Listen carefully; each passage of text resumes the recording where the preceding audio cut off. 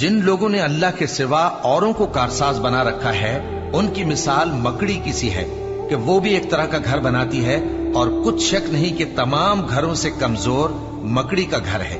کاش یہ اس بات کو جانتے۔ یہ جس چیز کو اللہ کے سوا پکارتے ہیں خواہ وہ کچھ ہی ہو، اللہ اسے جانتا ہے اور وہ غالب ہے، حکمت والا ہے۔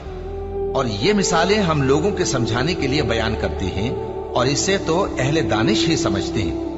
اللہ نے آسمانوں اور زمین کو حکمت کے ساتھ پیدا کیا ہے، کچھ شک نہیں کہ ایمان والوں کے لیے اس میں نشانی ہے۔ اے نبی، یہ کتاب جو تمہاری طرف وحی کی گئی ہے اس کو پڑھا کرو، اور نماز کے پابند رہو۔ کچھ شک نہیں کہ نماز بے حیائی اور بری باتوں سے روکتی ہے، اور اللہ کا ذکر سب سے بڑا ہے، اور جو کچھ تم کرتے ہو اللہ اسے جانتا ہے۔